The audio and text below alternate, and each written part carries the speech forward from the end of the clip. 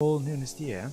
I'm a certified professional facilitator from the IAF, which stands for International Association of Facilitators. Since 2018, I've started a book series on architecting collaboration, and my latest book, in co-authorship with Martin Duffy and other renowned digital facilitators and guest co-authors, is titled Beyond Virtual Meetings. It's all about the importance of the digital tools that can extend and augment the power of you as a facilitator and a meeting host in virtual online meetings, but also on the hybrid meetings that are going to be so much needed in this post-pandemic era. Along with my co-author Martin Duffy and esteemed PhD colleague, we host Talk to Your Meeting Daughters, a series of hosted conversations with meeting experts that can advise you about how to transition to this new normal and take advantage of this incredible once-in-a-lifetime opportunity to make the organization of your meetings more sustainable and effective. Please stand by as the next show will start momentarily.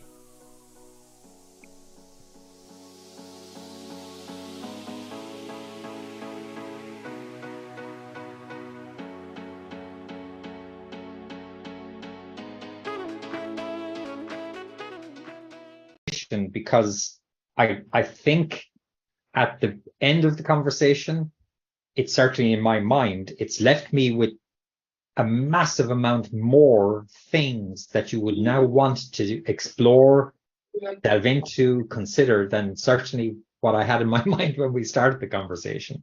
Ilke, you started with the concept of real-time analysis by AI, and that analysis could be done thematically, through summaries, through filtering, through identifying concerns, and so on.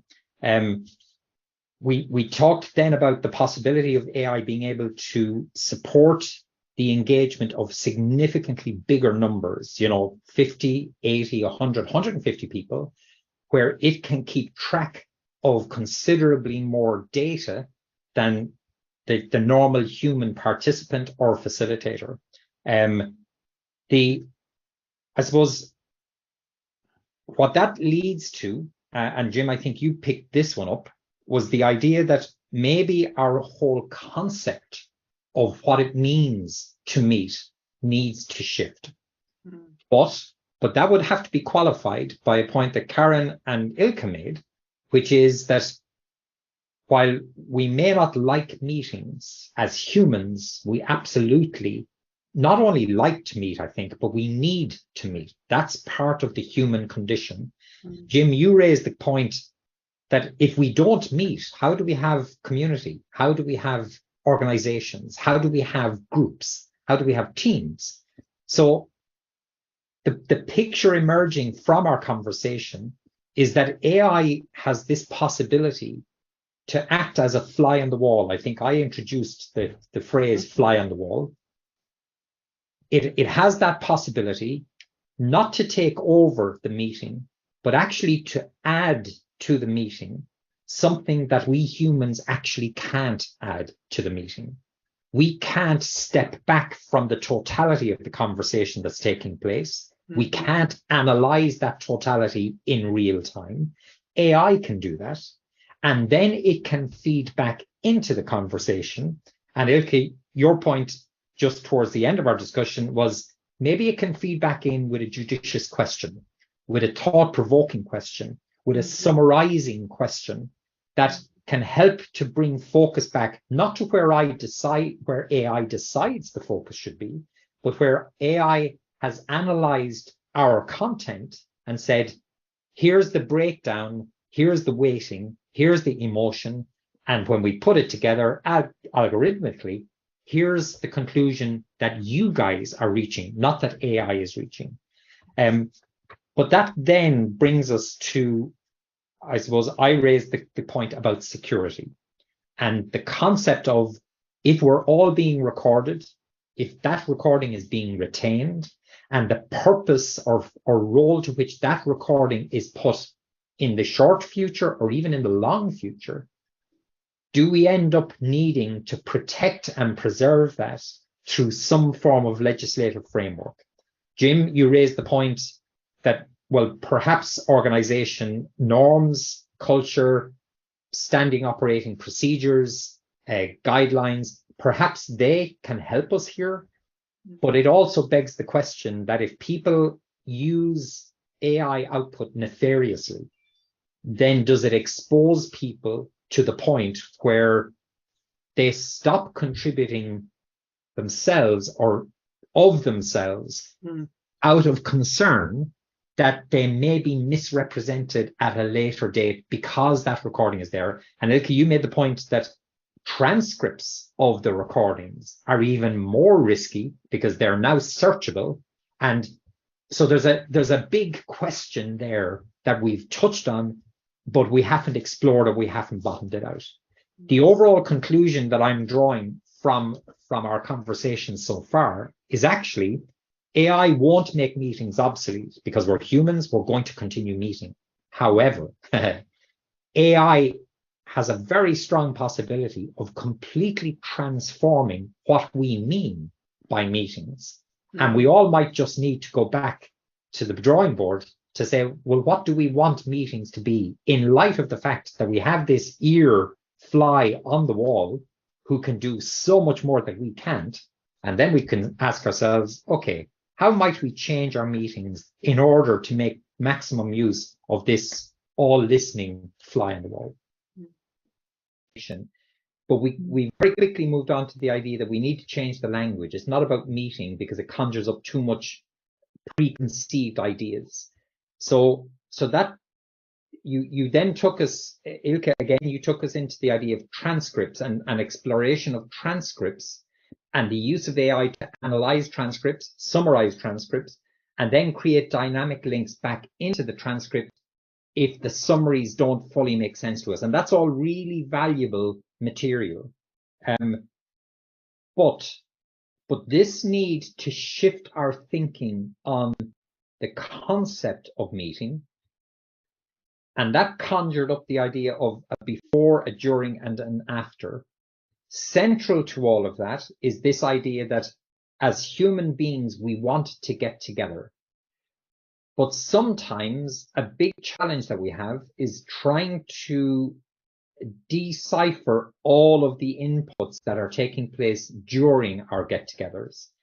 So where AI may become a real partner is in the preparation piece, as Ilke identified early on, where it could help us prepare agendas.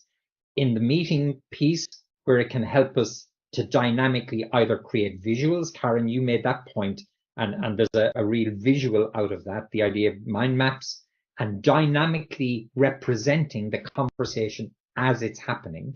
And then there's the idea of doing summaries after the event with links back into the transcripts to bring us into the full flow if that was necessary.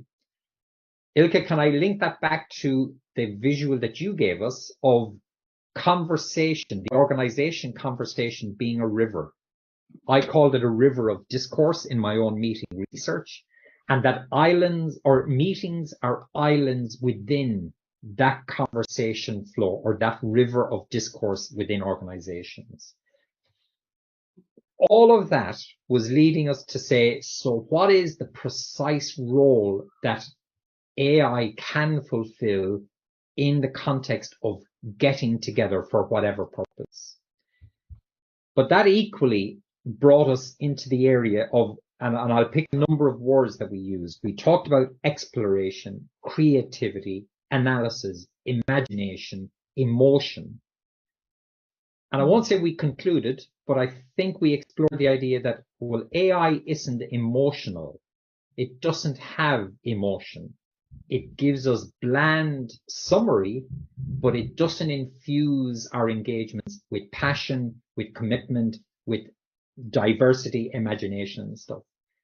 So perhaps our biggest challenge with using AI in pursuit of supporting our get-togethers is to first define what it's meant to do to augment our natural and inherent human need, which is to get together and be emotional, be explorative, be inquisitive, all of the things that AI doesn't seem to be particularly good at.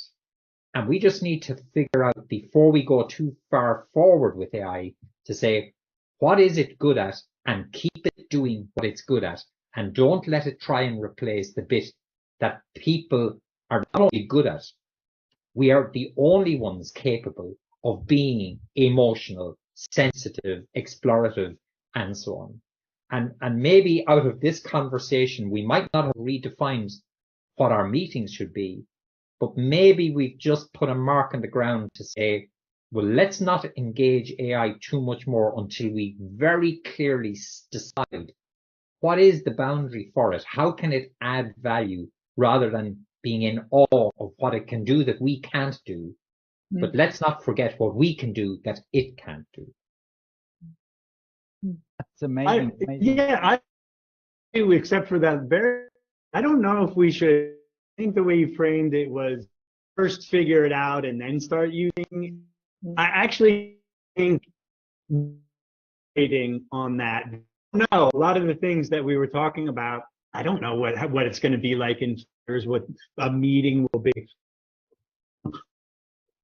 Suggesting, and I really liked your point about mindset. I think it's the mindset that you bring to it and the intentionality. I think it's if you without knowing how it's going to help, you're doing that.